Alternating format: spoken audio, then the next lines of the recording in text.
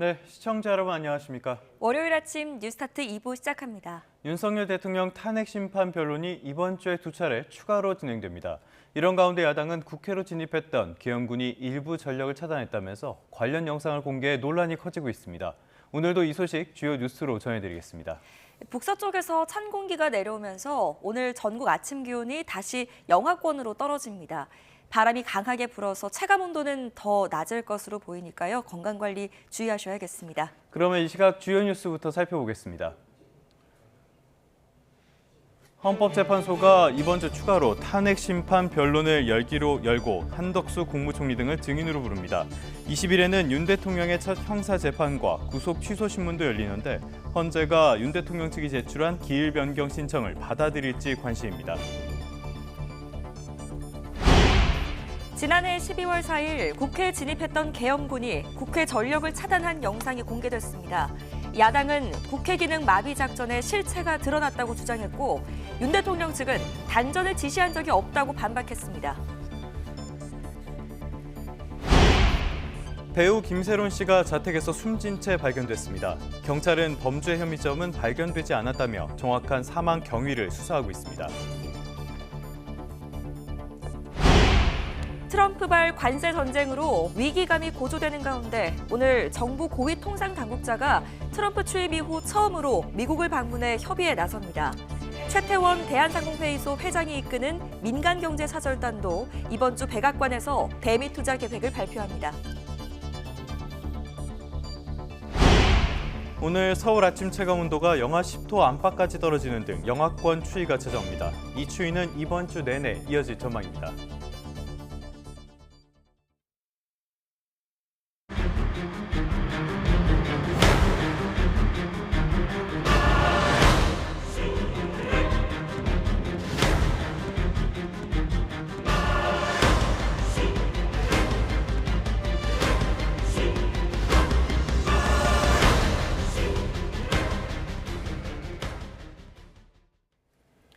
윤석열 대통령의 비상계엄 선포 그리고 탄핵 심판 소식부터 살펴보겠습니다. 더불어민주당은 비상계엄 당시 계엄군이 국회 기능을 마비시키기 위해 본관 일부 전기를 끄는 사실이 확인됐다고 밝혔습니다. 그리고 관련 영상도 공개했습니다. 하지만 윤 대통령 측은 대통령이 단전을 지시한 적이 없다며 곽종근 전 특수전 사령관 지시를 재탕, 삼탕해서 의혹을 제기하고 있다고 반박했습니다. 신윤정 기자입니다. 비상계엄 선포 직후였던 지난해 12월 4일 새벽 국회 본관 내부 CCTV 영상입니다. 김현태 전 707 특수임무단장 등 계엄군들이 4층을 배회하다 승강기를 타고 지하 1층으로 내려갔고 이후 지하 1층이 깜깜해지는 모습이 담겼습니다. 영상을 공개한 민주당 소속 내란 국조특위 위원들은 지하로 내려간 계엄군이 새벽 1시 6분쯤 분전함을 열고 차단기를 내려 지하 1층 전력을 차단한 거라고 밝혔습니다. 계엄 해제 요구안이 의결된 뒤 5분 정도 지나서였고 단전 조치는 5분 48초간 지속됐다고 설명했습니다. 지하가 아닌 본관 전체의 전기를 끊었거나 그 조치가 조금 일찍 이루어졌다면 국회는 어둠 속에서 혼란에 빠져 비상계엄을 해제하지 못했을 것입니다. 지난 6일 헌재에서 김 전 단장은 12월 4일 0시 50분쯤 곽종근 전 특전사령관으로부터 단전과 관련한 지시를 받았다고 증언했습니다. 민주당은 계엄 해제 의결을 막기 위해 국회 전기를 끊으려던 작전의 실체가 드러났다며 윤석열 대통령의 지시가 있었다고 주장했습니다. 이에 윤 대통령 법률대리인단은 입장문을 내고 곽 전 사령관의 임의 지시였을 뿐 윤 대통령과 국방부 장관은 곽 전 사령관에게 단전을 지시한 사실이 없다고 밝혔습니다. 전기 차단하는 것은 제가 얘기했습니다. 다른 사람부터 지시받은 건 없는 거죠. 김용인 전 장관이나 대통령 얘기하신 게 아니고 그 상황에서 그 방법을 찾다 보니까.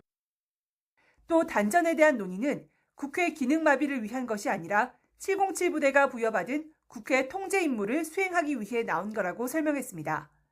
707 부대가 본회의장이 아닌 지하 1층으로 내려갔다는 건 의결 방해를 위한 단전과는 전혀 무관함을 보여주는 것이라고 강조했습니다. YTN 신윤정입니다. 이 국회 단전 의혹에 대한 사실 여부는 윤석열 대통령을 포함한 내란 사건 핵심 피고인들의 공소장에는 빠져 있습니다. 검찰은 재판에서 따져보겠다며 윤 대통령 측 방방문에 대해 따로 언급하지 않겠다고 밝혔습니다. 김다현 기자입니다. 더불어민주당이 제기한 국회 단전 의혹의 실체는 국회 봉쇄 여부의 핵심 쟁점이지만 윤 대통령이나 계엄에 가담한 군 장성들의 공소장에서는 확인할 수 없습니다. 101쪽에 달하는 윤 대통령 공소장에는 곽종근 전 육군 특전사령관에 의해 국회 단전 지시가 이루어졌을 뿐 실제 실행됐다는 내용은 담기지 않았습니다. 헌재 증인으로 나온 김현태 707 특임단장도 곽 전 사령관에게 국회 전기라도 끊을 수 없겠느냐는 질문을 받았다고 밝혔는데 실행 여부에 대해서는 명확히 설명하지 않았습니다. 여기도 사람 많고 못 들어간다 이런 식으로 설명드렸는데 그때 전기라도 차단하는 방법 없겠냐 이렇게 말씀하셔서 그럼 찾아보겠다 그러면서 지하 1층으로 이동했습니다. 이에 윤 대통령 측은 대통령의 지시는 없었다며 검찰조차 공소장에 기재할 수 없다고 판단한 허위 사실이라고 주장했습니다. 실제 검찰 판단에 관심이 쏠리는데 특수본 관계자는 재판에서 다퉈야 하는 부분이기 때문에 윤 대통령 측 반박문에 대해 따로 언급하지 않겠다고 밝혔습니다. 또 국회 단전에 관한 수사 내용을 확인해 줄 수 없다면서도 비상계엄 관련 의혹 전반을 철저하게 들여다보고 있다고 말했습니다. 만약 검찰이 국회 단전 의혹을 중요 쟁점으로 본다면 공소장을 변경하거나 재판의 CCTV 등 증거를 제시해 혐의 입증에 나설 것으로 보입니다. 반면 검찰이 윤석열 대통령을 포함해 윗선의 지시가 없었거나 불분명하다고 결론 내릴 가능성도 여전히 남아 있습니다. YTN 김다현입니다. 더불어민주당 박찬대 원내대표는 이른바 명태균 게이트는 비상계엄의 방아쇠였다며 명태균 특검을 반드시 해야 한다고 주장했습니다. 박 원내대표는 국회 기자간담회에서 사건을 맡은 창원지검이 수사 인력을 줄이는 등 수사 의지가 없다는 것이 명료하고 핵심이 아닌 곁가지만 다룰 가능성이 크다며 특검의 필요성을 거듭 강조했습니다. 국민의힘 권성동 원내대표는 민주당이 이른바 명태균 게이트와 비상계엄 선포의 연관성을 주장하는 데 대해 특검법을 관철하기 위해 내놓은 근거 없는 생각, 이른바 뇌피셜이라고 일축했습니다.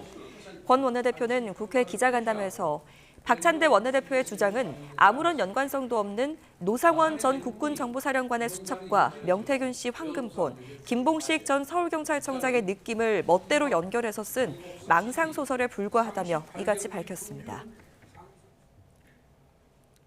헌법재판소가 이번 주 윤석열 대통령 탄핵 심판에 추가 변론을 엽니다. 두 차례가 열리는데요. 특히 20일에는 한덕수 국무총리 등을 증인으로 부릅니다. 앞서 윤 대통령 측은 형사재판을 이유로 기일 변경 신청을 한 바 있는데요.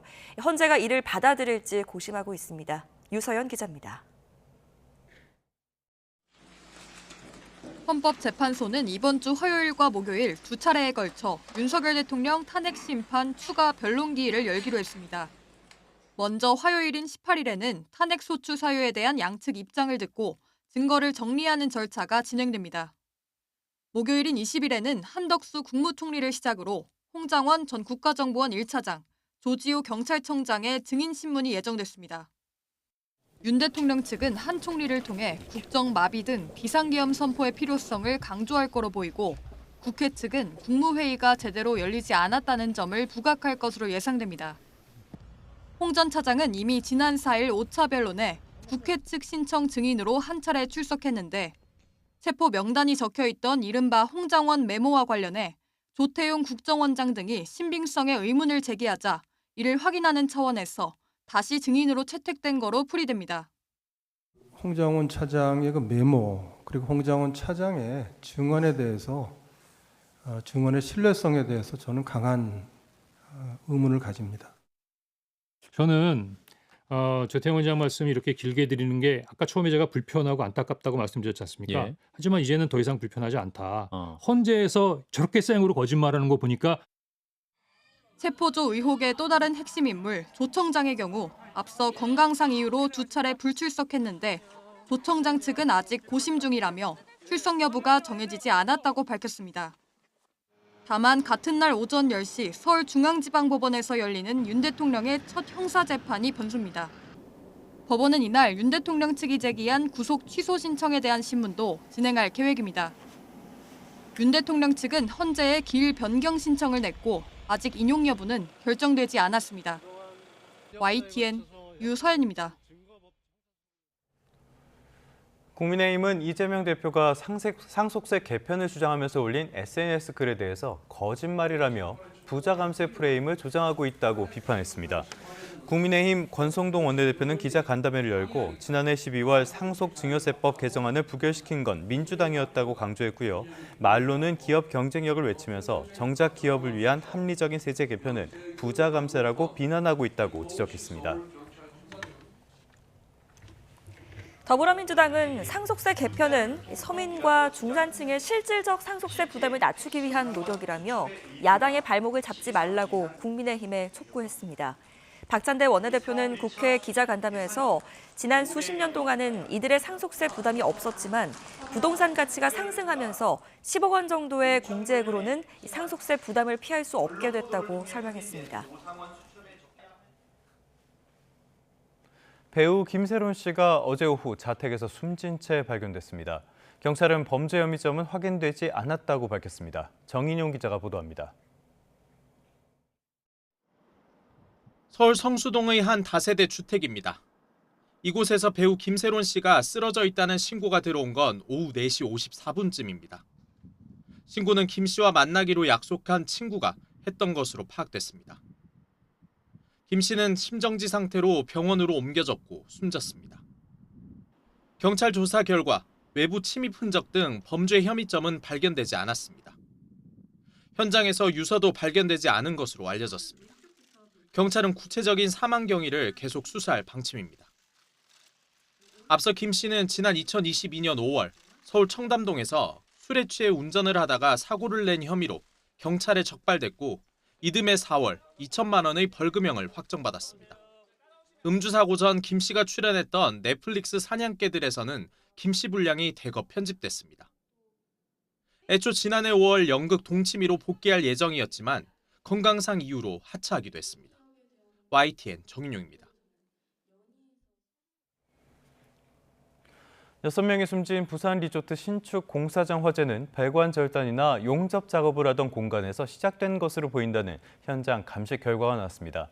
경찰은 당시에 누가 오갔는지 구체적으로 파악하면서 현장에서 확보한 유류품을 분석하고 있습니다. 김종호 기자가 보도합니다. 6명이 숨진 부산 반얀트리 해운대 리조트 신축 공사장 화재.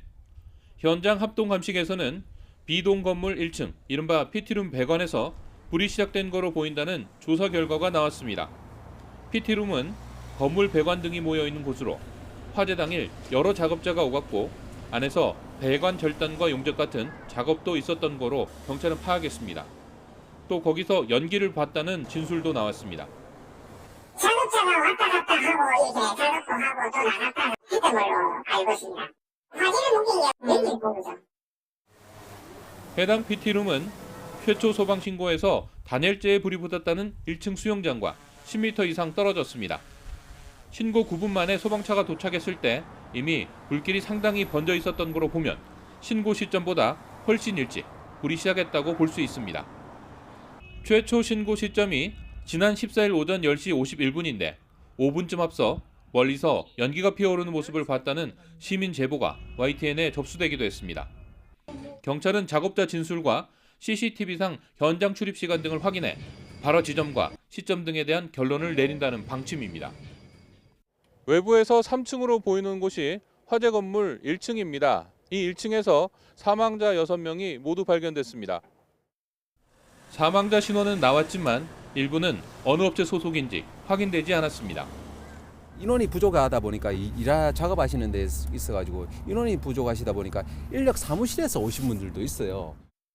경찰은 사망자 6명을 모두 부검하고 리조트 시공업체 등에 대한 압수수색도 진행할 계획입니다. YTN 김종호입니다. 트럼프 2기 행정부가 출범한 이후 처음으로 한미 외교장관 회담과 한미일 외교장관 회의가 잇따라 열렸습니다. 한미 고위급 소통에 물꼬를 트면서 북한의 완전 비핵화를 공식화한 건 의미가 있었지만 정상 외교 공백으로 인한 현실적인 한계는 여전하다는 평가입니다. 이종원 기자입니다. 독일 미넨 안보회의를 계기로 현지에서 열린 한미 외교장관 회담은 40분이라는 짧은 시간 동안 진행됐지만 주요 현안이 대부분 의제로 올랐습니다.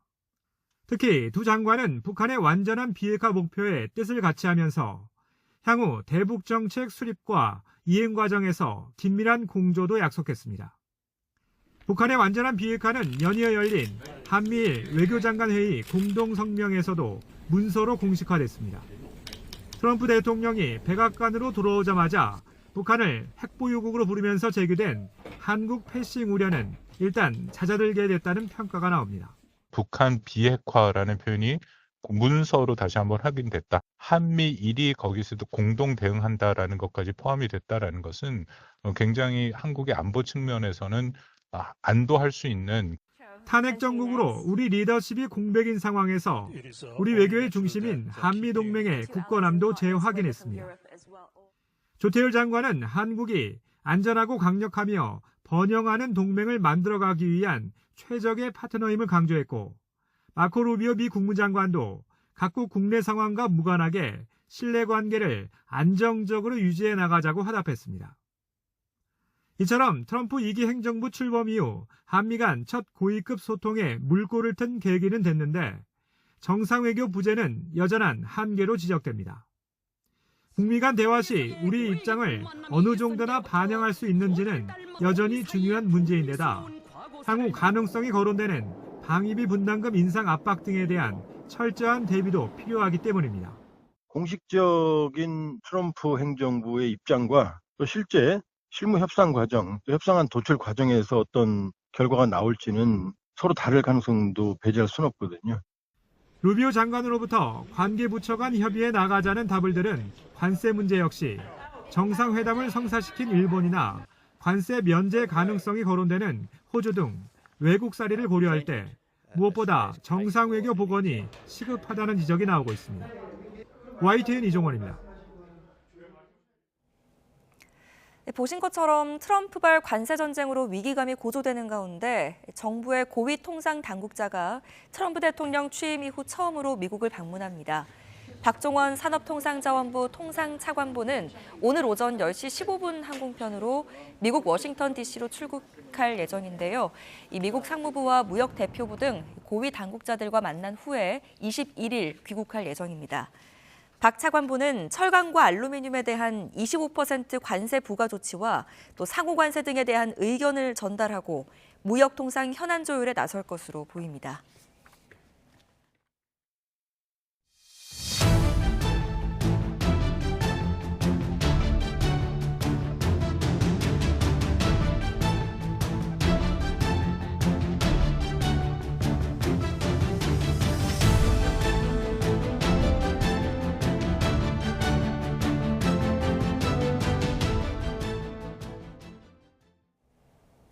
네, 이 소식 다시 한번 짚어보겠습니다. 더불어민주당이 영상과 함께 밝힌 내용이죠. 비상계엄 당시의 계엄군이 국회 기능을 마비시키기 위해 본관 일부 전기를 끄는 사실이 확인됐다고 밝혔습니다. 네, 윤 대통령 측은 대통령이 단전을 지시한 적이 없다며 곽종근 전 특수전 사령관 지시를 재탕, 삼탕해서 의혹을 제기하고 있다고 반박했습니다. 신윤정 기자입니다. 비상계엄 선포 직후였던 지난해 12월 4일 새벽 국회 본관 내부 CCTV 영상입니다. 김현태 전 707 특수임무단장 등 계엄군들이 4층을 배회하다 승강기를 타고 지하 1층으로 내려갔고 이후 지하 1층이 깜깜해지는 모습이 담겼습니다. 영상을 공개한 민주당 소속 내란 국조특위 위원들은 지하로 내려간 계엄군이 새벽 1시 6분쯤 분전함을 열고 차단기를 내려 지하 1층 전력을 차단한 거라고 밝혔습니다. 계엄 해제 요구안이 의결된 뒤 5분 정도 지나서였고 단전 조치는 5분 48초간 지속됐다고 설명했습니다. 지하가 아닌 본관 전체의 전기를 끊었거나 그 조치가 조금 일찍 이루어졌다면 국회는 어둠 속에서 혼란에 빠져 비상계엄을 해제하지 못했을 것입니다. 지난 6일 헌재에서 김 전 단장은 12월 4일 0시 50분쯤 곽종근 전 특전사령관으로부터 단전과 관련한 지시를 받았다고 증언했습니다. 민주당은 계엄 해제 의결을 막기 위해 국회 전기를 끊으려던 작전의 실체가 드러났다며 윤석열 대통령의 지시가 있었다고 주장했습니다. 이에 윤 대통령 법률대리인단은 입장문을 내고 곽 전 사령관의 임의 지시였을 뿐 윤 대통령과 국방부 장관은 곽 전 사령관에게 단전을 지시한 사실이 없다고 밝혔습니다. 전기 차단하는 것은 제가 얘기했습니다. 다른 사람부터 지시받은 건 없는 거죠. 김종인 전 장관이나 대통령 얘기하신 게 아니고 그 상황에서 그 방법을 찾다 보니까. 또 단전에 대한 논의는 국회 기능마비를 위한 것이 아니라 707 부대가 부여받은 국회 통제 임무를 수행하기 위해 나온 거라고 설명했습니다. 707 부대가 본회의장이 아닌 지하 1층으로 내려갔다는 건 의결 방해를 위한 단전과는 전혀 무관함을 보여주는 것이라고 강조했습니다. YTN 신윤정입니다. 이번 국회 단전 의혹에 대한 사실 여부는 윤석열 대통령 같은 내란 사건 핵심 피고인들의 공소장에는 빠져 있습니다. 검찰은 재판에서 따져보겠다며 윤 대통령 측 반박문에 대해 따로 언급하지 않겠다고 밝혔습니다. 김다현 기자입니다. 더불어민주당이 제기한 국회 단전 의혹의 실체는 국회 봉쇄 여부의 핵심 쟁점이지만 윤 대통령이나 계엄에 가담한 군 장성들의 공소장에서는 확인할 수 없습니다. 101쪽에 달하는 윤 대통령 공소장에는 곽종근 전 육군 특전사령관에 의해 국회 단전 지시가 이루어졌을 뿐 실제 실행됐다는 내용은 담기지 않았습니다. 헌재 증인으로 나온 김현태 707 특임단장도 곽 전 사령관에게 국회 전기라도 끊을 수 없겠느냐는 질문을 받았다고 밝혔는데 실행 여부에 대해서는 명확히 설명하지 않았습니다. 뭐 여기도 사람 많고 못 들어간다 이런 식으로 설명드렸는데 그때 전기라도 뭐 차단하는 방법 없겠냐 이렇게 말씀하셔서 그럼 찾아보겠다 그러면서 지하 1층으로 이동했습니다. 이에 윤 대통령 측은 대통령의 지시는 없었다며 검찰조차 공소장에 기재할 수 없다고 판단한 허위 사실이라고 주장했습니다. 실제 검찰 판단에 관심이 쏠리는데 특수본 관계자는 재판에서 다퉈야 하는 부분이기 때문에 윤 대통령 측 반박문에 대해 따로 언급하지 않겠다고 밝혔습니다. 또 국회 단전에 관한 수사 내용을 확인해 줄 수 없다면서도 비상계엄 관련 의혹 전반을 철저하게 들여다보고 있다고 말했습니다. 만약 검찰이 국회 단전 의혹을 중요 쟁점으로 본다면 공소장을 변경하거나 재판의 CCTV 등 증거를 제시해 혐의 입증에 나설 것으로 보입니다. 반면 검찰이 윤석열 대통령을 포함해 윗선의 지시가 없었거나 불분명하다고 결론 내릴 가능성도 여전히 남아 있습니다. YTN 김다현입니다. 이번 비상계엄 사태의 비선으로 꼽히는 인물이죠. 노상원 전 정보사령관의 수첩. 이 수첩에는 정치인 체포 등의 내용이 담겨 있는 것으로 알려졌습니다. 노 전 사령관의 수첩 내용은 검찰 공소장에서 빠져 있는데요. 향후 재판 과정에서 증거로 채택될지 관심입니다. 권준수 기자입니다.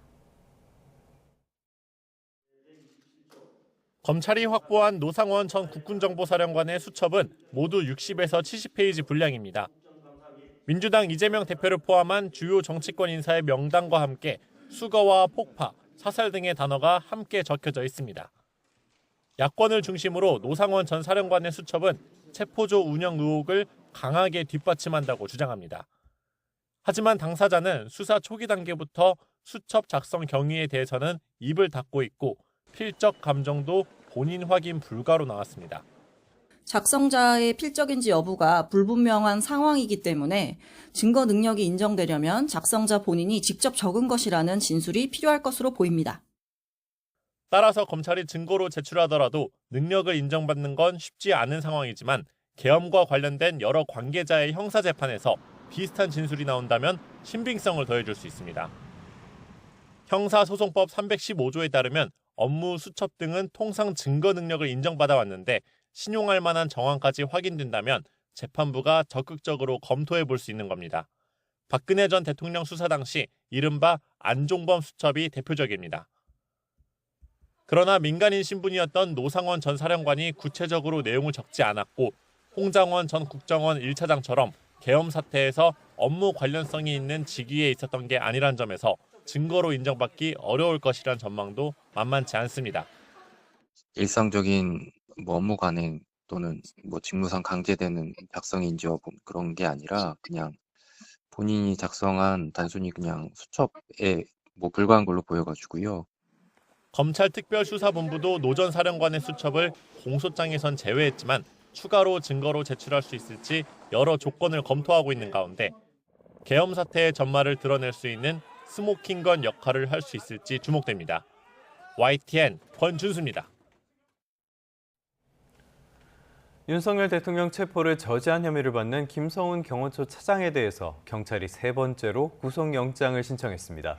앞서 2번 영장을 반려했던 검찰이 이번에는 법원에 구속영장을 청구할지 관심입니다. 양동훈 기자입니다. 서울 서구지검은 지난 13일 경찰이 신청한 김성훈 경호처 차장과 이광우 경호본부장에 대한 구속영장을 청구할지를 두고 며칠째 고심을 이어가고 있습니다. 경찰은 김 차장에 대해서는 3번째, 이 본부장에 대해서는 2번째로 구속영장을 신청했습니다. 이들은 지난달 3일 고위공직자범죄수사처가 서울 한남동 관저에서 윤석열 대통령에 대한 체포영장 집행을 시도했을 당시 불법적으로 막아선 혐의를 받고 있습니다. 지난달 17일 김 차장을 긴급 체포한 경찰은 다음 날 구속영장을 신청했지만 검찰은 증거인멸과 재범 우려가 없다며 반려했습니다. 경찰은 2차 체포영장 집행 과정에서 경호처 직원 2명을 직무 배제 조치한 것이 대통령 경호법상 직권남용이라는 혐의를 추가해 지난달 24일 다시 구속영장을 신청했지만 검찰에서 다시 반려했습니다. 경호처 내부 규정 등을 확인해 직권남용 혐의를 좀 더 보완해달라는 취지였는데 경찰이 보완 수사를 거쳐 다시 구속영장을 신청한 겁니다. 김 차장 측은 수사 권한이 없는 공수처가 시도한 영장 집행을 막은 것은 공무집행 방해가 아니고 주거가 일정에 도주 우려도 없다는 내용의 의견서를 검찰에 제출했습니다. 저는 정당한 경호 임무 수행을 한 겁니다.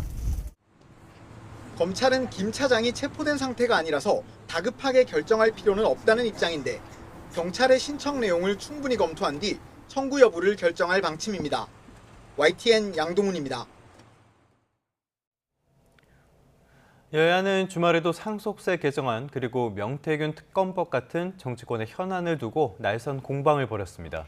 여당은 이 대표가 말로만 기업을 위한다면서 국민을 기만한다고 날을 세웠고 야당은 명태균 특검으로 압박 수위를 높였습니다. 홍민기 기자입니다. 상속세법 개정을 둘러싼 공방에 포문을 연 건 민주당 이재명 대표였습니다. 공제액 한도를 18억 원으로 늘리는 민주당 안은 수도권 중산층이 집을 팔지 않고도 상속할 수 있지만 최고 세율 인하를 고집한 국민의힘 안은 수천억 원대 자산 감안 이익을 본다는 겁니다.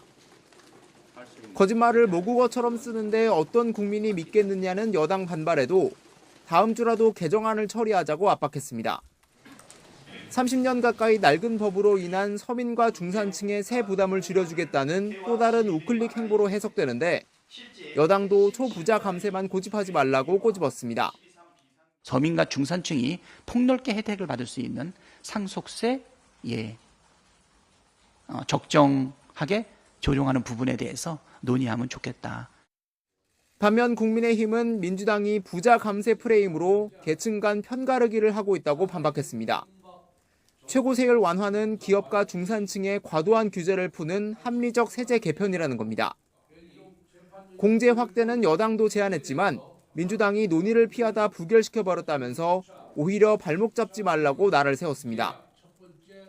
이 대표를 겨냥해선 반도체 산업 근로자 52시간제 예외, 민생지원금 철회에 이어 또 말을 바꾸느냐며 실용주의가 아닌 실언주의로 국민을 기만한다고 비꼬았습니다.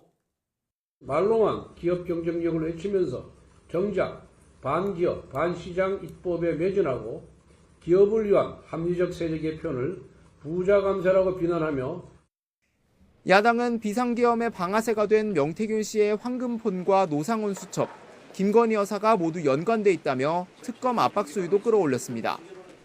반면 여당은 허무맹랑한 이야기, 망상소설이라며 검찰 수사가 진행 중인데 특검이 왜 필요한지 모르겠다고 반문했습니다. 이번 주 목요일로 예정된 국정협의회 첫 논의를 앞두고 상속세법과 특검 등을 둘러싼 여야 대치 전국은 더 가팔라질 전망입니다. YTN 홍민기입니다. 여야가 그제 광주광역시에서 열린 윤석열 대통령 탄핵 반대 집회를 놓고 공방을 벌였습니다. 더불어민주당 이재명 대표는 자신의 SNS에 계엄군 총칼에 수천 명이 죽고 다친 광주로 찾아가 계엄을 옹호하는 시위를 벌인 그들이 사람이냐며 상가집에서 살인자를 옹호하는 악마와 다를 게 없다고 비난했습니다. 반면 국민의힘 권성동 원내대표는 광주에서의 표현을 비판한 것 자체가 반민주적인 발상이라며 민주화 운동의 성지인 광주는 안 된다는 건 지역주의와 편가르기를 조장하는 것이라고 주장했습니다. 배우 김세론 씨가 어제 오후 자택에서 숨진 채 발견됐습니다. 경찰은 범죄 혐의점은 확인되지 않았다고 밝혔습니다. 정인용 기자입니다. 서울 성수동의 한 다세대 주택입니다. 이곳에서 배우 김세론 씨가 쓰러져 있다는 신고가 들어온 건 오후 4시 54분쯤입니다. 신고는 김 씨와 만나기로 약속한 친구가 했던 것으로 파악됐습니다. 김 씨는 심정지 상태로 병원으로 옮겨졌고 숨졌습니다. 경찰 조사 결과 외부 침입 흔적 등 범죄 혐의점은 발견되지 않았습니다. 현장에서 유서도 발견되지 않은 것으로 알려졌습니다. 경찰은 구체적인 사망 경위를 계속 수사할 방침입니다. 앞서 김 씨는 지난 2022년 5월 서울 청담동에서 술에 취해 운전을 하다가 사고를 낸 혐의로 경찰에 적발됐고 이듬해 4월 2천만 원의 벌금형을 확정받았습니다. 음주 사고 전 김 씨가 출연했던 넷플릭스 사냥개들에서는 김 씨 분량이 대거 편집됐습니다. 애초 지난해 5월 연극 동치미로 복귀할 예정이었지만 건강상 이유로 하차하기도 했습니다. YTN 정인용입니다. 서울 무학여자고등학교에서 발생한 화재 사고와 관련해 경찰과 소방이 오늘 오전 합동 감식을 진행합니다. 현장에서 긴급 대책회의를 연 서울시 교육청은 서울 전체 학교를 대상으로 안전 점검을 벌이기로 했습니다. 임혜진 기자입니다. 4층짜리 건물이 시커먼 재로 뒤덮였습니다. 창문이 깨져 안쪽이 들여다보이고 1층 주차장에는 녹아내린 차량이 방치돼 있습니다. 운동장에는 건물과 차량에서 떨어져 나온 파편들이 군데군데 널브러져 있습니다. 제 뒤로 보이는 곳이 불이 난 급식실 건물인데요. 외벽에 불에 타 새까맣게 그을렸고 철골도 앙상하게 드러났습니다. 화재 발생 다음 날 서울시 교육청은 무학여고에서 긴급 대책회의를 열었습니다. 사고 재발 방지 대책과 학사 일정 논의가 주로 이루어졌는데 대학 이후 급식에도 차질이 없도록 할 계획입니다. 당분간 이 학교 급식보다는 운반 급식을 해서 학생들에게 불편함을 최소화시키겠다. 교육청은 외벽은 많이 탔지만 불연성 소재로 돼 있어 건물 안쪽 피해가 크진 않다며 서울시 전체 학교를 대상으로 건물 안전 점검을 시행하겠다고 밝혔습니다. 또 1층 주차장 스프링클러 설치와 함께 노후화된 학교 건물 자체를 재건축하는 방안도 검토하고 있습니다. 학교 측은 현장 감식이 끝나는 대로 건물 주변에 가림막을 설치한 뒤 복구 작업에 나서겠다는 계획입니다. YTN 임혜진입니다. 지난주에 전북 부안 왕등도 해상에서 발생한 어선 화재. 이 화재로 실종된 선원으로 추정되는 시신이 발견됐습니다. 중부 내륙고속도로에서는 터널에서 차량이 부딪히며 불이 나 극심한 정체를 빚었습니다. 오점곤 기자입니다. 어선 화재 사고 발생 사흘 만에 실종자로 추정되는 시신이 처음 발견됐습니다. 부안해경은 그물을 당기는 방식으로 해저를 수색하다가 시신 2구를 발견했다고 밝혔습니다. 발견 위치는 사고 지점에서 4km 이내입니다. 한 명은 한국인, 한 명은 외국인으로 추정되는데 지문 확인 그리고 DNA 검사 등을 통해서 시신의 정확한 신원을 확인할 예정입니다. 해경은 기상 상황을 예의주시하면서 남은 실종자 5명에 대한 수색을 이어가고 있습니다. 충주 중부 내륙고속도로 양평 방향 중원터널 안에서는 승용차 3대가 부딪혀서 차량 1대에 불이 나는 사고가 발생했습니다. 소방당국은 터널 통행을 차단하고 30여 분 만에 불을 껐습니다. 이 사고로 운전자 4명이 다쳤고 5명이 연기를 마셔서 병원으로 옮겨졌습니다. 이 사고에 이어서 뒤따라오던 차량 7대도 연이어 부딪히는 2차 사고가 일어났습니다. 서울 용광동에 있는 한 다세대 주택에서는 대낮에 불이 났습니다. 1시간 10분 만에 꺼졌는데 이 불로 2명이 다쳐서 병원으로 옮겨졌습니다. 소방당국은 건물 4층에서 불이 시작된 것으로 보고 정확한 화재 원인을 조사하고 있습니다. YTN 오정권입니다. 트럼프 미국 대통령은 미국의 헌법상 권리인 출생 시민권이 불법 체류 중인 이민자에게는 적용되지 않는다는 것을 거듭 주장했습니다.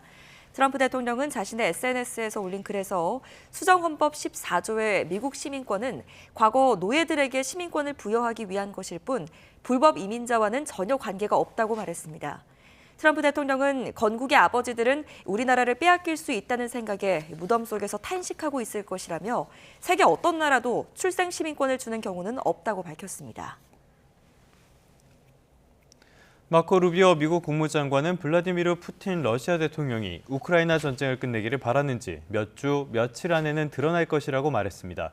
이스라엘을 방문하고 있는 루비오 장관은 미국 언론과의 인터뷰에서 푸틴이 최근 트럼프 대통령과 통화에서 평화에 관심을 보였고 이제는 행동을 보일 차례라며 이같이 밝혔습니다.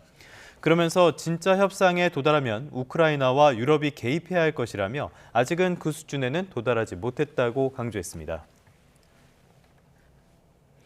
트럼프 행정부의 연이은 관세 폭탄에 정부와 경제계가 일제히 미국으로 향합니다. 통상당국 실무자들이 오늘부터 트럼프 행정부 당국자들과 협의를 진행하고요. 또 최태원 대한상입 회장을 중심으로 한 경제사절단 역시 이번 주 백악관에서 대미투자 계획을 발표하면서 관세 방어 설득에 나섭니다. 박기환 기자입니다. 미국이 철강 알루미늄에 이어 우리 경제의 대들보, 자동차와 반도체까지 관세를 예고하자 물밑 접촉만 이어가던 정부가 팔을 걷어붙였습니다. 만약 상호 관세까지 추가로 부과된다면 우리 경제 피해는 걷잡을 수 없을 것이란 전망 때문입니다. 박종원 산업부 통상차관보 등 통상당국 실무단이 먼저 미국 워싱턴 DC로 향합니다. 닷새 동안 미국 상무부 등과 만나 우리 정부의 입장을 전하고 트럼프 행정부의 속내를 살필 것으로 예상됩니다. 무엇보다 협상 가능성을 타진하는 동시에 장관급 회담을 위한 일정 조율에 나설 것으로 보입니다. 기업들도 발빠르게 움직이고 있습니다. 최태원 대한상입 회장을 주축으로 삼성전자와 현대차, LG 등 주요 기업 CEO 20여 명이 직접 미국 행정부와 의회를 찾아 외교전에 돌입합니다. 재계가 트럼프 행정부 설득을 위해 준비한 카드는 현지 투자와 산업 협력 방안, 미국산 에너지 수입 확대와 생산시설 현지화, 반도체 공급망 등 구체적인 협력 모델을 제시합니다. 특히 대미 투자 협력을 위한 액션 플랜을 공개한다고 밝혔는데 지난 8년간 1,600억 달러, 한국 기업들의 역대급 대미 투자 규모를 다시 뛰어넘을지 주목됩니다. 하지만 관세 부과 검토가 마무리되는 4월 초까지는 2달도 채 남지 않아서 얼마나 효과를 낼 수 있을지는 미지수입니다. 이 때문에 정부도 민관할 것 없는 국가 단위 총력 대응을 호소하고 있습니다. 일본, EU 등 우리와 유사한 상황인 국가들의 동향을 파악하고 외교 안보 라인 소통뿐 아니라 민간 차원의 대미 접촉 지원도 지속해 미 신정부와 접점을 확대해 나가겠습니다.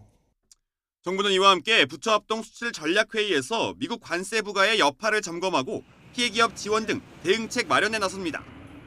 YTN 박견입니다. 포근했던 주말을 뒤로하고 다시 강추위가 찾아왔습니다.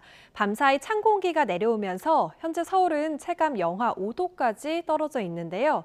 낮 기온은 어제와 비교하면 무려 7도가량 낮아지겠고 특히 찬바람이 강해서 체감 기온은 종일 영하권에 머물겠습니다. 오늘 나오실 때 옷차림 따뜻하게 해야겠습니다.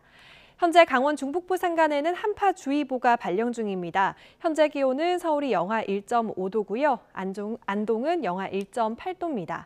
한낮 기온은 서울이 3도, 전주 5도, 대구 7도가 되겠고 찬바람이 불어서 체감 기온은 4도 정도 낮겠습니다. 찬바람 덕에 먼지는 해소되고 있습니다. 오늘 전국적으로 청정한 대기질을 되찾겠고요. 하늘도 모두 맑게 드러나겠습니다. 차고 건조한 날씨에 대기 건조함은 심해지고 있습니다. 영동과 영남 동부에 건조특보가 내려진 가운데 전국적으로 바람이 강하게 불고 있습니다. 불이 나지 않도록 조심해야겠습니다. 이번 주는 대체로 맑은 날씨가 이어지겠고요. 절기 우수인 내일 이후에도 강추위는 계속될 전망입니다. 날씨였습니다.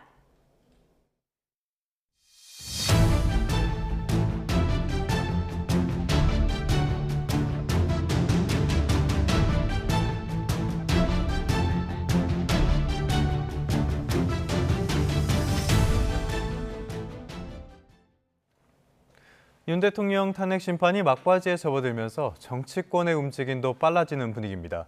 윤 대통령 탄핵 가결 뒤에 정치 전면에서 모습을 감췄던 인물이죠. 국민의힘 한동훈 전 대표가 머지않아 뵙겠다면서 당대표 사퇴 2달 만에 정계 복귀를 예고했습니다. 여당은 조기 대선 가능성에 여전히 선을 긋고 있는데요. 주요 인사들은 이미 레이스에 뛰어들었다는 평가가 나옵니다. 김다연 기자가 보도합니다. 지난해 12월 당대표직을 내려놓은 뒤 침묵을 이어온 한동훈 전 대표가 7줄짜리 SNS 글로 복귀를 예고했습니다.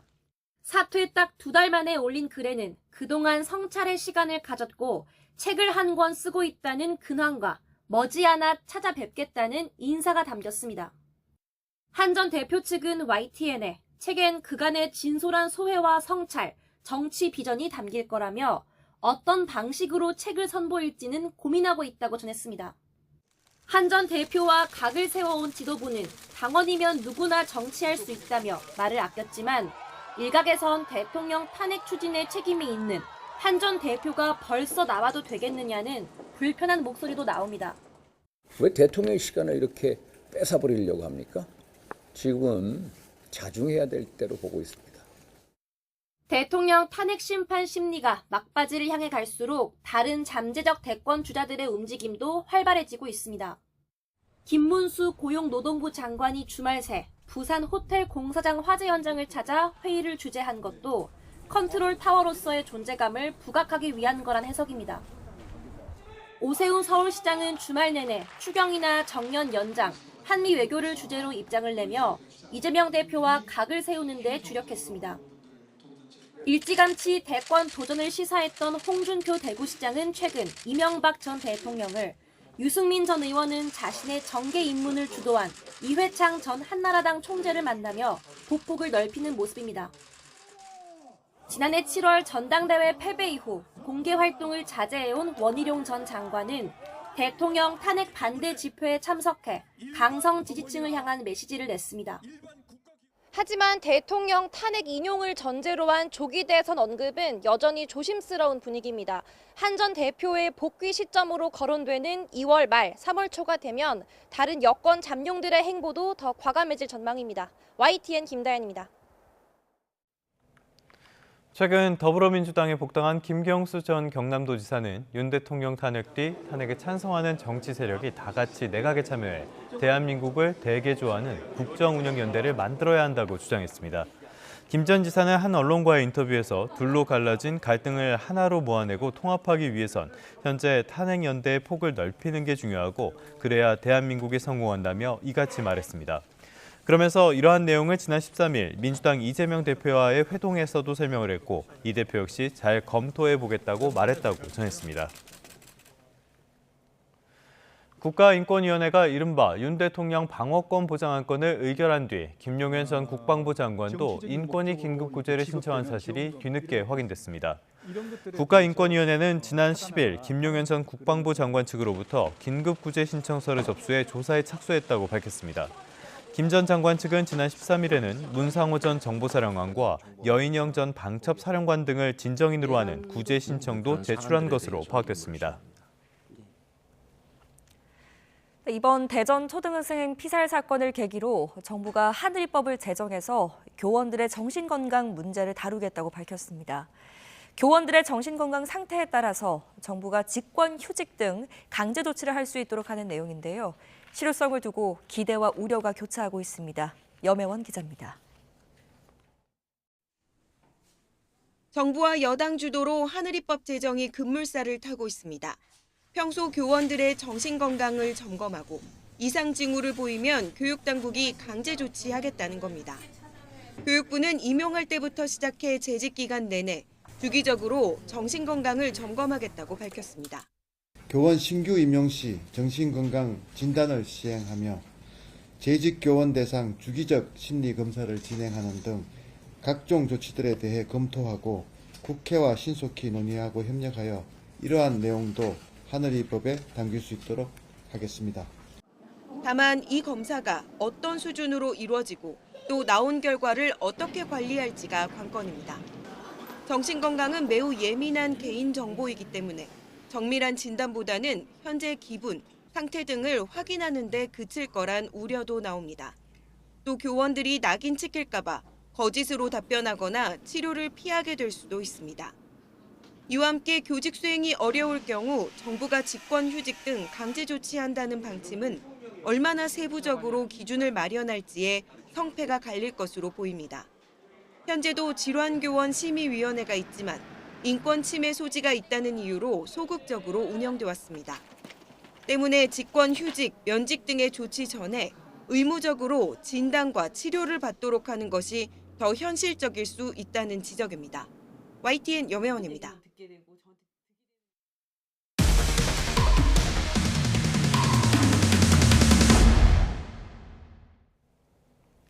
네, 저희 YTN은 피해자를 사실상 모텔에 감금한 채 수천만 원을 빼앗은 보이스피싱 사건을 보도해드린 바 있습니다. 일당들은 피해자들에게 영화 감상문까지 쓰게 하며 정신적으로 지배해온 것으로 확인됐습니다. 표정우 기자가 단독 취재했습니다. 보이스피싱 일당의 지시에 따라 자신의 계좌에서 6천만 원을 찾으러 은행에 갔던 A씨. 경찰관이 1시간 넘게 범죄가 의심된다고 설명했지만 도움을 뿌리치고 모텔로 돌아갑니다. 이런 행동은 범죄 조직이 A씨를 정신적으로 지배한 결과였습니다. 일당은 계좌가 범죄에 이용됐다고 A씨를 속인 뒤 모텔에서 지내며 전화로 조사에 응하도록 하고 이 사실을 다른 사람에게 알리면 구속 수사를 받게 될 거라고 협박했습니다. 수사받고 있는데 이게 만약에 알려지게 되면 저는 내 일상생활 못하고 바로 구속이고 회사에 알려지고 1시간 반 정도 대치를 하다가 못. 이렇게 A씨를 고립시킨 일당은 구속을 피하려면 매시간 행적을 보고하라고 지시했습니다. 전화통화는 물론 지인이 보낸 SNS 메시지와 광고 문자까지 건수와 내용을 적도록 했습니다. 지금까지 어떻게 살아왔는지 자기소개서를 써서 무죄를 입증하라고 시키기도 했습니다. 1시간마다 계속 누구랑 연락했는지 그거 캡처해가지고 보고하게 하고 자기소개서도 제가 대충 쓴 거 같으면 다시 쓰라고 해요. 노트 9장 분량으로 제 자기소개 쓰고. 또 억울하게 누명을 쓴 주인공이 비극적인 결말을 맞는 영화를 보고 소감문까지 쓰게 했습니다. 내가 진짜 잘못이 없는데 이렇게까지 영화처럼 가는 건가? 정신 차리고 실수 안 하고 좀 협조를 해야겠다라는 생각이 들었어요. 검사와 금감원 직원을 사칭한 일당은 각각 착한 역할과 나쁜 역할을 나눠 맡아 A씨를 길들였습니다. 검사는 저한테 되게 화를 안 내고 신뢰를 조금 하는 느낌을 주는데 금융감독원은 저를 안 믿어요. 엄청 호통치고 얘밖에 믿을 사람이 없는 거죠.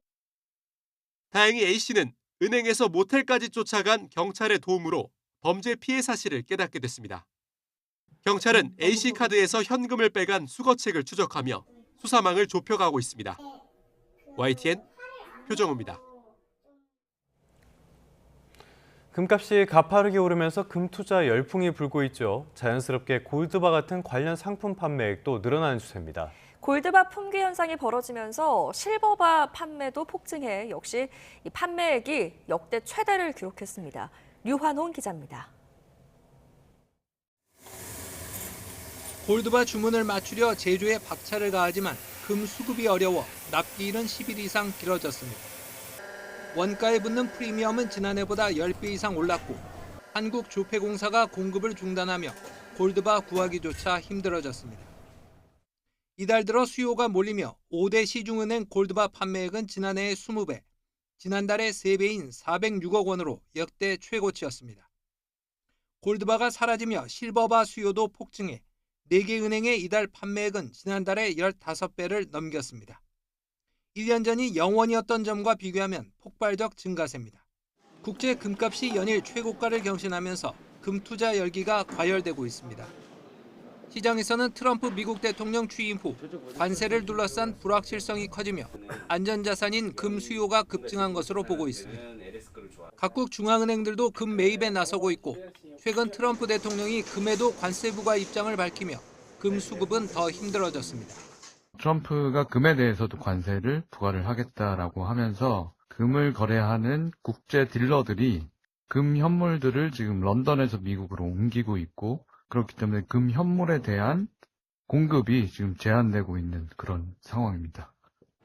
골드뱅킹과 금 ETF 등에 대한 관심도 뜨겁습니다. 세계은행의 지난 13일 기준 골드뱅킹, 즉 은행 계좌에서 금을 사고 파는 거래 잔액은 8,969억 원으로 사상 최고를 기록했습니다. 또 국내 증시에 상장된 금 ETF 6종목 순자산 또한 1조 원을 넘겼습니다. 전문가들은 금값은 변동성이 크다며 투자를 하더라도 시기를 조율할 필요가 있다고 권고합니다. YTN 유환호입니다. 도널드 트럼프 미국 대통령이 유럽연합 EU에 부과하겠다는 보편 또는 상호관세 대상에 포도주도 포함될 가능성이 점쳐지고 있습니다. 그러면서 미국에서 수입해가는 포도주의 양이 급증했다고 합니다. 네, 이렇게 관세 폭탄이 수입을 막는 관세 장벽이 아니라 수입을 부추기는 빨대작용을 하게 된 건데 왜 이런 현상이 나타나게 된 걸까요? 황부선 기자가 설명해드립니다. 새 미국 대통령이 결정난 지난해 11월은 이탈리아 포도주 무역 사상 특이한 달이 됐습니다. 전례 없이 미국행 포도주 수출량이 무려 41% 솟은 겁니다.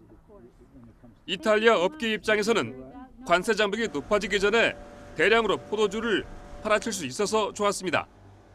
We do not know what percentage he is thinking about taxing our products. So it was quite natural for at the end of the year to do extra shipments. 그런데 사가는 쪽에서 더 간절했습니다. 미국 화주 또는 수입자가 내는 관세액이 커지기 전에 양껏 물량을 확보해 쌓아두고자 한 것입니다. 특히 미국인들에게 인기가 높은 이탈리아 프로세코 스파클링 와인의 지난해 1월부터 10월까지 미국행 선정량이 전년 같은 기간보다 17% 늘어났을 정도로 일찌감치 선춤의 조짐이 나타났습니다. So importers are front-loading their orders in order to bypass the threat of additional duty rates on imports. 스페인 포도주의 대미 수출량도 지난해 12월 전년 같은 달에 비해서 20%가 늘었는데 역시 주로 미국 업계 쪽 요구에 따른 것입니다. 포도주뿐 아니라 치즈와 양주 등 유럽이 자랑하는 주요 먹거리가 집권 2기 트럼프 정부의 등장과 함께 대미 수출량 급등 현상을 보이고 있습니다. YTN 황보선입니다.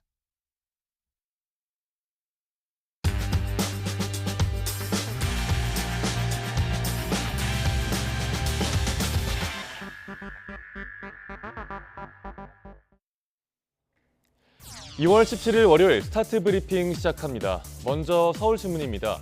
김하늘 양 사건 이후 자녀의 등하굣길 불안한 부모님들 많으시죠? 곧 새학기를 앞두고 있어서 걱정이 더 클 텐데 자녀 보호 앱을 설치하고 귀가 품앗이까지 하는 부모들이 늘고 있습니다. 최근에 아이 스마트폰에 자녀 보호 앱 깔아준 분들 계실 겁니다. 아이의 위치를 확인하고 실시간으로 스마트폰 주변 소리를 들을 수 있는 앱이죠. 어린 자녀에게 스마트폰을 사주는 게 좀 꺼려지더라도 안전을 확인하는 게 우선인 마음일 겁니다. 김하늘 양 사건 이후 자녀 보호 앱 신규 다운로드는 하루 만에 70배가 늘어났습니다. 비슷한 기능을 가진 다른 앱도 설치 건수가 3배 정도 증가했습니다. 이 밖에도 등하교 시에 알람을 제공하는 서비스나 학교 시간에 맞춰서 아이를 데리러 오는 학원도 부모들 사이에서 인기가 높습니다. 그런데 이마저도 걱정돼서 가족이나 지인에게 도움을 요청하는 학부모들도 있는데요. 또 처지가 비슷한 부모들끼리 요일을 나눠서 품앗이를 하기도 한다고 합니다. 무엇보다도 다시는 하늘양 사건 같은 일이 발생하지 않도록 아이와 부모 모두 안심할 수 있는 통합 환경이 만들어지길 바랍니다. 다음 동아일보입니다. 소아과 의사회가 연 행사에서 뿌띠 성형 시술 강의가 열렸습니다. 이게 어떻게 된 일일까요? 갈수록 설 자리가 좁아지는 소아청소년과 전문의들의 진료 영역 확장을 위해서였습니다. 네, 어제 열린 대한소아청소년과 의사회 학술대회 모습입니다. 소아청소년과는 대표적인 기피과로 꼽히죠. 소청과 전문의들이 출구 전략을 세울 수 있도록 여러 강의를 마련한 겁니다. 보톡스와 필러 등 각종 피부 미용부터 고혈압과 당뇨 등 고령층 질환 진료 노하우까지 전수됐습니다. 의료 수가는 낮은데 사법 리스크는 높고 저출생으로 역대급으로 심각한 상황. 소청과 전문의들은 소아청소년 환자만 진료해선 도저히 병원을 운영하기가 어려운 게 현실입니다. 반면에 피부 미용 분야는 대표적인 비급여 진료 항목이죠. 병원이 알아서 가격을 정하기 때문에 수익 창출에 유리합니다. 이날 학술대회에선 피부 미용 분야와 고령층 질환 치료를 준비하는 전문의들을 위해서 다양한 조언이 오갔습니다. 어린이 진료 외에 다른 영역의 진료를 배우기 위해 매주 주말마다 강의를 들어 다닌다는 소아청소년과 원장도 있었습니다. 정부의 10년 넘게 호소해도 바뀐 게 없어서 진료 영역 확장이 어쩔 수 없다고 말하는데요. 이들의 말에 더 귀를 기울일 필요가 있어 보입니다. 마지막 조선일보입니다. 출근길 날씨가 다시 추워졌습니다. 그래도 따뜻한 마음으로 한 주를 시작하게 해줄 수 있는 소식인데요. 재난 현장에서 국민의 생명과 안전을 지키는 소방대원들이 또 다른 기적을 만들고 있는 건데 매일 119원씩 보태서 모인 기부액이 5년 만에 12억 원을 넘었습니다. 기부 캠페인의 이름은 119원의 기적입니다. 처음 아이디어를 낸 건 인천소방본부의 서영재 소방경이었습니다. 화마가 휩쓸고 간 잿더미에서 통곡하는 시민들을 보면서 어떻게 도울 방법이 없을까 고민하다가 적은 돈이라도 기부해보자는 의견을 냈다고 합니다. 한 달에 3,570원이면 캠페인에 참여할 수 있으니까 소방관들도 적극적으로 함께했습니다. 요즘은 지역 기업이나 일반 시민들도 동참해서 기부자가 4,500명으로 늘었다고 합니다. 소중하게 모인 기부금으로 화재 피해를 본 집 가구 96가구를 도왔습니다. 또 발달장애인들이 일하는 콩나물 공장이 불탔는데 이곳에 기부금이 릴레이하듯 이어진 적도 있습니다. 기부금 덕에 공장은 다시 문을 열 수 있었고요. 새 공장에서 키워낸 콩나물로 만든 콩나물 무침이 소방서 구내식당에 나온 감동적인 이야기가 있습니다. 인천에서 시작된 119원의 기적 캠페인은 경기와 충남에서도 이어지고 있는데요. 팍팍하고 살기 힘들어도 아직은 살만한 세상이란 말, 우리 사회 이런 영웅들 덕분에 존재하는 것 같습니다. 2월 17일 아침 신문 살펴봤습니다. 지금까지 스타트 브리핑이었습니다.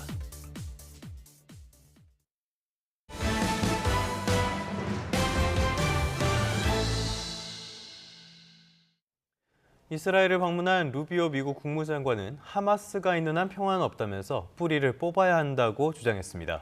이스라엘에 대한 전폭적인 지지의 뜻을 밝혔는데 안 그래도 불안한 가자지구 휴전은 장래가 더 불투명해졌습니다. 김도원 기자입니다. 취임 후 첫 중동 순방에 나선 루비오 미 국무장관이 첫 방문국으로 이스라엘을 찾았습니다. 네타냐후 총리를 만난 루비오 장관은 강력한 동맹국으로서 미국의 전폭적 지지를 약속했습니다. 가자 지구에서 팔레스타인 무장정파 하마스를 뿌리 뽑아야 한다는 이스라엘의 입장에도 동조했습니다. The president's been very clear. Hamas cannot continue as a military or government force. And frankly, as long as it stands as a force that can govern or as a force that can administer or as a force that can threaten by use of violence, peace becomes impossible. 네타냐후 총리 역시 트럼프 대통령과 완벽한 공조와 협력을 이루고 있다고 과시했습니다. 인질 석방에 관해 트럼프 대통령의 표현을 그대로 옮겨 쓰기도 했습니다.